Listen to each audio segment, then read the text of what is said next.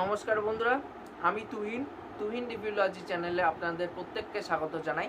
এখন কথা বলবো দেভারার ফার্স্ট সং কালকে বেরিয়ে গেছে এবং তার সাথে সাথে থালা অজিতের গুড ব্যাড আগলি সেটারও একটা পোস্টার ড্রপ করা হয়েছে। তাই এই দুটো কাজ আমার কেমন কী লেগেছে, একটা পোস্টার এবং একটা গান আপনাদের সাথে রিয়াকশন করে জানাবো।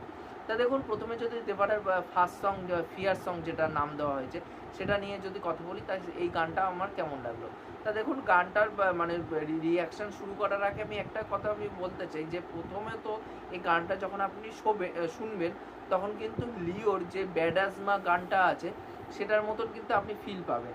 এবং এটা কিন্তু আজকের থেকে না, অনিরুদ্ধের অনেক দিন আগের থেকে এই জিনিসগুলো করছে, বা ডিএসপি করেছে বা থামান করেছে, যে পুরোনো মিউজিকগুলোকে রিয়াজ করে নতুন কোনো সিনেমাতে তারা কাজে লাগিয়েছে, একটু টুইকিং করে কাজে লাগিয়ে দিয়েছে, সেগুলো করেছে। বাট এই গানটা ফিয়ার সং আমার কিন্তু ওভারঅলে কিন্তু ভালো লেগেছে। এখানটা অনিরুদ্ধের মিউজিকের কাজ খুব সুন্দর। আমি এটা মূলত হিন্দি এবং তেলেগু ভার্সানটা শুনেছি, বাট আমার হিন্দি ভার্সানটা কিন্তু আমার একদমই জমেনি। হিন্দি ভার্সানটা কিন্তু আমার একদমই ভালো লাগেনি।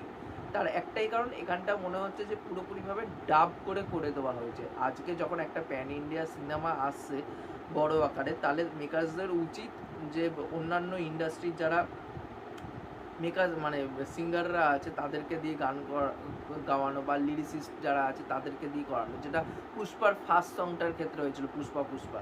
তাই এই জিনিসটা যদি করানো হতো তাহলে আই থিঙ্ক হিন্দি ভার্সানের গানটা কিন্তু খুব সুন্দর হতো। কিন্তু তেলেগু ভার্সানের গানটা কিন্তু খুবই ভালো লাগছে।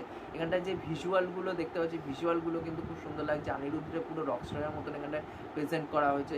অনিরুদ্ধের যে শটগুলো নেওয়া হয়েছে সেগুলো দুর্দান্ত। বা অনিরুদ্ধ যখন আমরা ওই একটা পার্টিকুলার শট খুব ভালো লেগেছে, যখন অনিরুদ্ধ দাঁড়িয়ে আছে ও সানগ্লাসের মধ্যে ওই মানে জলগুলো দুপাশে সরে আছে এবং মাঝখান থেকে কোনো পুরো ফাঁকা, এবং সে দাঁড়িয়ে আছে এবং সানগ্লাসের ওই মাঝখানে সেই রিফ্লেকশনগুলো আমরা দেখতে পাচ্ছি। বা যখন জুনিয়র এনটিআর অ্যাকশান করছে, সেই অ্যাকশানের কিছু সিকোয়েন্স সেই সানগ্লাসের মধ্যে আসছে, সেই জিনিসগুলো কিন্তু আমার খুবই দুর্দান্ত লেগেছে এবং এই গানটাও কিন্তু আমার ভালো লেগেছে।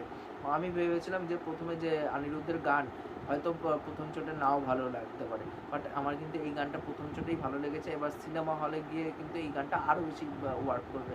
তার একটাই কারণ, যখন জেইলার সিনেমাটা দেখেছিলাম, কাভালাইয়া ওই গানটা ছিল তামান্না ভাটিয়ার, তা ওই গানটা কিন্তু প্রথমে কিন্তু আমার ভালো লাগেনি, কিন্তু যখন জেইলার দেখেছিলাম তারপর আমার ওই গানটা কোথাও গিয়ে খুব ভালো লেগেছিলো। বা যদি আমরা জওয়ান দেখি, জওয়ানের আমার জিন্দাবান্দা গানটা একদমই পোষায়নি, বাট যখন জওয়ান দেখতে গেছিলাম জিন্দাবান্দা গানটা আমার খুবই ভালো লেগেছিলো। তা ওভারঅলে কিন্তু আমার গানটা খুবই ভালো লেগেছে, ভিজুয়ালি কিন্তু খুব সুন্দর। এই গানটা টিজারেরই কিছু গ্লিমস দেখতে পাচ্ছি এবং দু একটা নতুন শট এখানটায় রাখা হয়েছে। ওভারঅলে গানটা আমার খুবই ভালো লাগছে। এই গানটা হচ্ছে যে দেবারা কী টাইপের সেটাকে এলিভেশন করা হচ্ছে এই গানটার মাধ্যমে। ওভারঅলে আমার দুর্দান্ত লেগেছে। আপনাদের এই গানটা কেমন কী লেগেছে অবশ্যই সেটা নিচে কমেন্ট করে জানাবেন। আর পরবর্তী যে পোস্টারটা নিয়ে কথা বলবো সেটা হচ্ছে গুড ব্যাড আগলি। এটা হচ্ছে থালা অজিতের সিনেমা। তা দেখুন, থালা অজিত কিন্তু খুব সুন্দর একজন অ্যাক্টার। তার একটা স্টার অরা আছে, খুব ভাল লাগে তাকে আমার। এবং তার সাথে সাথে তার মানে আমি মনে করি যে থালাপতি বিজয়ের থেকে অনেকটা ভালো মানে অ্যাক্টিং রেঞ্জ হিসাবে কিন্তু থালা অজিতের অনেকটা বেশি। এবং থালাপতি বিজয়ের আমার যেটা সবথেকে ভালো লাগে, যে থালাপতি বিজয়ের যে অরাটা সেটা কিন্তু থ্রু আউট সিনেমাতে মেনটেন করতে পারে। কিন্তু এখানটা থালা অজিতের যেইভাবে আমরা দেখতে পাচ্ছি খুব সুন্দর লাগছে তাকে, যে একটা টেবিলের ওখানটায় যে ঘুষি মারে, ওই যে লোহার ওগুলো দিয়ে ওই ঘুষি মারার ওই লোহার ওইগুলো দেখতে পাচ্ছি, ছুরি দেখতে পাচ্ছি, বন্দুক দেখতে পাচ্ছি, এরকম টেবিলের উপর সাজানো। এবং থালা অজিত দাঁড়িয়ে আছে, তার তিনটে রূপ দেখতে পাচ্ছি, একটা মিডিল ফিঙ্গার দেখাচ্ছে, একটা ঘুষি দেখাচ্ছে, আর একটা জাস্ট হাসছে।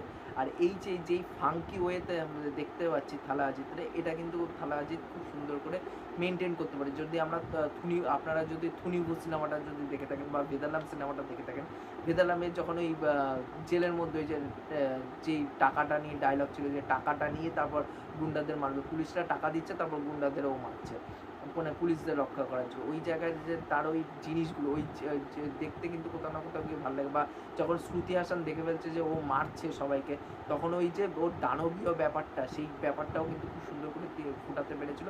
এবং এই টাইপের রোল কিন্তু থালা অজিত খুব সুন্দর করে করতে পারে, যেটা জিৎ যখন সুলতান দা সেভিয়ারের সময় করেছিল, বাট সেই টাইমে কিন্তু জিনিসটা ভালো করে ফোটাতে পারেনি।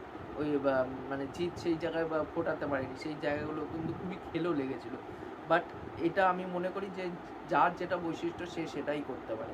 আর যাই হোক, এবার সেই জায়গায় দাঁড়িয়ে তার ওই লুকটা দেখতে পাচ্ছি, ওই ওরকমই একটা ভাইবস দিচ্ছে কিন্তু এই সিনেমার যিনি পরিচালক, তিনি কিন্তু এর আগে মার্ক অ্যান্টনির মতন সিনেমা তিনি বানিয়েছেন। এবার সেই জায়গায় দাঁড়িয়ে একটা কিন্তু যে ব্ল্যাক কমেডির টাচও এই সিনেমার মধ্যে থাকবে, সেটাও কিন্তু এই পোস্টারটার মধ্যে বোঝা যাচ্ছে এবং খুব সুন্দর লাগছে, কালারফুল একটা পোস্টার আছে। আমার এই পোস্টারটা কিন্তু সত্যি খুব ভালো লেগেছে। আপনারা যদি এই সিনেমার পোস্টারটা দেখে থাকেন তাহলে অবশ্যই সেটাও নিচে কমেন্ট করে জানাবেন। এই সিনেমাটা কিন্তু পোঙ্গাল 2025 টার্গেট করতে চলেছে, এবার দেখার বাকি কী হয়। তা এই ছিল আমার ওভারঅল বক্তব্য। ফিয়ার সং আপনাদের কীরকম কী লেগেছে, এবং তার সাথে সাথে থালা আজিতের যে গুড বাই ডাগলি, এই সিনেমার পোস্টারটা আপনাদের কেমন কী লেগেছে অবশ্যই সেটা নিচে কমেন্ট করে জানাবেন, কারণ আমার প্রত্যেকের কমেন্ট করতে খুবই ভালো লাগে।